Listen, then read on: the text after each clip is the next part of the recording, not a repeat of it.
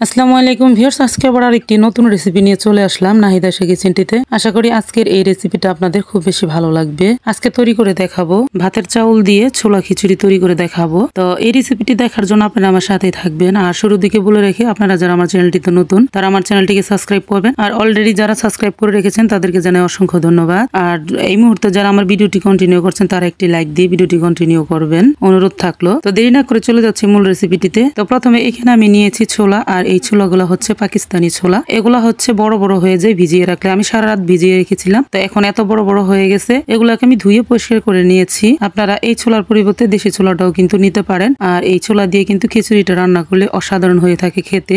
সেটা রান্না করার পরে আপনারা অবশ্য দেখলে বুঝতে পারবেন। তো এখানে আমি নিয়েছি 250 গ্রাম মুগ ডাউল। আর দর্শক, এই ডাউলটা দিয়ে খিচুড়িটা রান্না করলে খিচুড়ির স্বাদটা কিন্তু দ্বিগুণ বেড়ে যায়। আপনারা চাইলে এই ডাউলের পরিবর্তে এখানে মুসুরের ডাউলও কিন্তু ব্যবহার করতে পারবেন। তো আমি চুলাতে একটু বসাই দিছি, আর এখন আমি এটাকে হালকা টেলে নিচ্ছি। আর এটা খুব সুন্দর একটি গ্রান আসবে। গ্রান আসলে তখন আমি এটাকে নামিয়ে নেব। বুঝতে হবে তখন আমার ডাউলটা এখানে ভাজা হয়ে গেছে।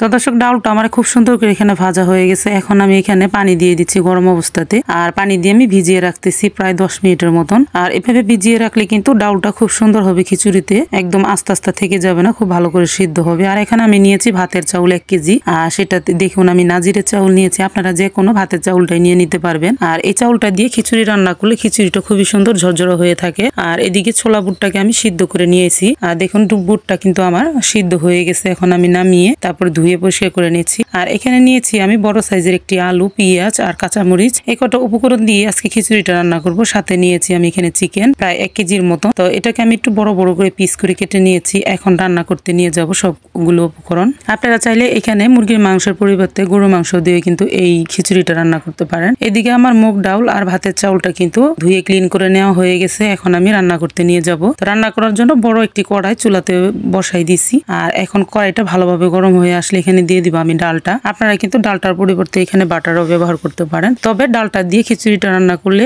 এখানে খিচুড়িটা খুব সুন্দর ঝরঝরা হয়ে থাকে, একটার সাথে আরেকটা লেগে যায় না। আর অল্প কিছু পরিমাণে দিয়ে দিচ্ছি এখানে আমি সয়াবিন তেল। আর তেলটা খুব ভালোভাবে গরম হয়ে আসছে। এখন এই পর্যায়ে আমি দিয়ে দিচ্ছি এখানে পেঁয়াজ কুচি। আর দর্শক, এখানে আমি কোনো ধরনের আস্তা গরম মশলা ব্যবহার করব না। সবগুলো মশলাই আমার এখানে কিন্তু গুঁড়া করা আছে, সেগুলোই আমি দিয়ে দিব। আমি ব্লেন্ডারে কিন্তু ব্লেন্ড করে নিয়েছি। আর এখন দিয়ে দিচ্ছি আমি 3 টেবিল চামচ পরিমাণের আদা রসুন বাটা। যেহেতু আমি অনেকগুলা খিচুড়ি রান্না করব এখানে, তার জন্য। আর দর্শক, আমার এখানে পরিবারের সবাই কিন্তু অনেক পছন্দ করে এই ভাতের চাউলের খিচুড়িটা, তার জন্য আমাকে বেশি করে রান্না করতে হচ্ছে। আর সাথে দিয়ে দিচ্ছি আমি যেহেতু সবকিছু বেশি করে রান্না করছি তার জন্য পরিমাণটা বলে দিচ্ছি না। সাথে দিয়ে দিলাম আমি হলুদের গুঁড়া, মরিচের গুঁড়া, ধনিয়ার গুঁড়া এবং জিরার গুঁড়া। আরো সাথে দিয়ে দিলাম আমি গরম মশলার গুঁড়া। আর দিয়ে দিচ্ছি এখানে একটি রাঁধুনি বিরিয়ানি মশলার প্যাকেট, হাফ প্যাকেট। আর এখন সবগুলো উপকরণ একটু তেলে ভেজে নিয়ে তারপর অল্প পানি দিয়ে খুব ভালো করে মশলাটাকে কষিয়ে নিচ্ছি। আর এখন দিয়ে দিচ্ছি চিকেন গুলা। চিকেনটাকে খুব ভালো করে কষিয়ে নিতে হবে।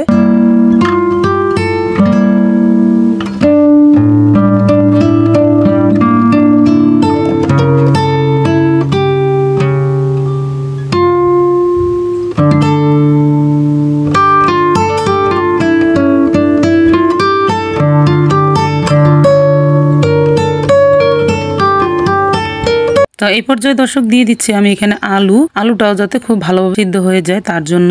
আর আমার এই ভাতের চাউলটা রান্না করতে তেমন একটি সময় লাগবে না। যদি আপনাদের চাউলটা সময় লাগে সেই ক্ষেত্রে আপনারা কিন্তু চাউলটাকে আগে থেকে ভিজিয়ে রাখবেন, তাহলে খিচুড়ি রান্না করতে তেমন একটি সময় লাগবে না। আর এখন আমি দিয়ে দিচ্ছি এখানে ছোলা বুটগুলা। আর সবগুলাই কিন্তু আমি একসাথে চিকেনের সাথে খুব ভালো করে কষিয়ে নিচ্ছি।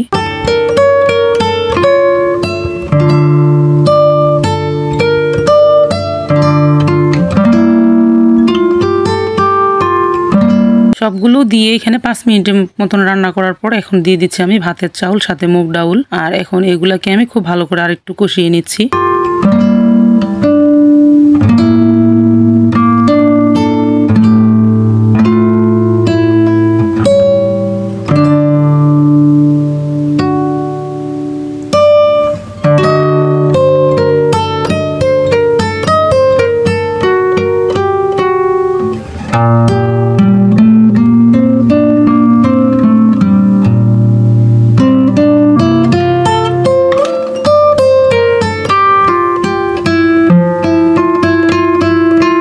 দর্শক খুব ভালো করে আমার মশলার সাথে অ্যাডজাস্ট করে কষিয়ে নেওয়া হয়ে গেছে। এখন আমি আরেক পাশে চুলাতে দিয়ে দিয়েছিলাম পানি গরম করতে, আর সেগুলা কিন্তু ফুটে গেছে। আর এখন ফুটন্ত পানিগুলো আমি এখানে ঢেলে দেবো।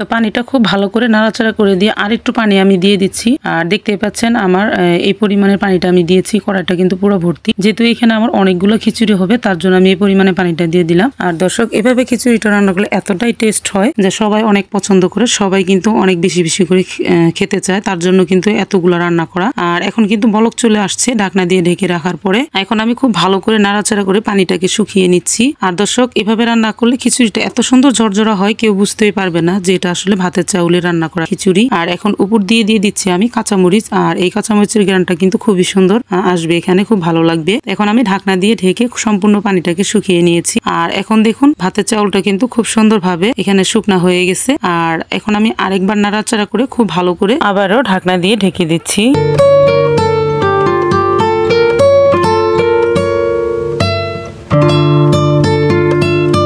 আর এখানে চাউলগুলা কিন্তু এত সুন্দরভাবে ফুটে গেছে, আর এগুলা কিন্তু একটার সাথে আরেকটা একটু লেগে যাবে না, সেটা আপনারা কিন্তু পরিবেশনের সময় কিন্তু দেখতে পারবেন। তো এখন আমি আরো একবার ঢাকনা দিয়ে ঢেকে রাখতেছি খুব ভালো করে একদম ফুটে যাওয়ার জন্য, যাতে খিচুড়িটা খুবই লোভনীয় হয়ে থাকে।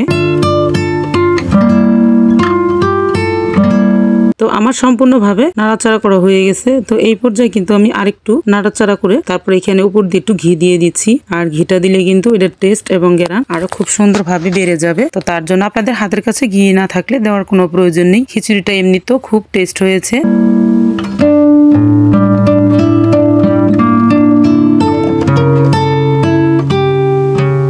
তো দর্শক আমি আপনাদেরকে খুব কাছ থেকে দেখিয়ে দিচ্ছি।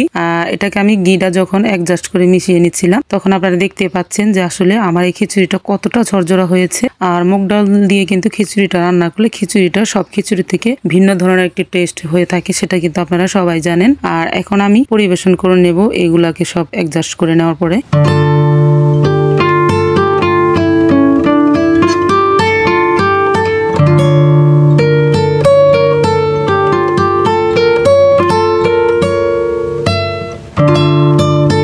দর্শক এরকম একটি থালাতে আমি পরিবেশন করে নিচ্ছি। আর আপনারা দেখে হয়তো বুঝতে পারতেছেন যে আসলে খিচুড়িটা আমার কতটা লোভনীয় হয়েছে আর এখানে কতটা সুন্দরভাবে ঝরঝরা হয়েছে। এখন আমি সাইডে একটি লেবু আর কাঁচামরিচ, পেঁয়াজ আর শসা দিয়ে দিচ্ছি। আর এইগুলা খিচুড়ি কিন্তু ভাতের খিচুড়িগুলা এই সব কিছু দিয়ে মিলিয়ে মিশিয়ে খেতে অসাধারণ মজা হয়ে থাকে। তো দর্শক আমার এই ভিডিওটি যদি আপনাদের কাছে ভালো লাগে অবশ্যই একবার বাসায় ট্রাই করে খেয়ে দেখবেন কতটা মজাদার হয়ে থাকে এই ভাতের খিচুড়িগুলা। তো আজ এই পর্যন্তই, আরো একদিন চলে আসবো নতুন কোনো ভিডিও নিয়ে ইনশাআল্লাহ। ততক্ষণ পর্যন্ত আপনারা সকলে ভালো থাকবেন। সকলকে জানাই অসংখ্য ধন্যবাদ। আল্লাহ হাফেজ।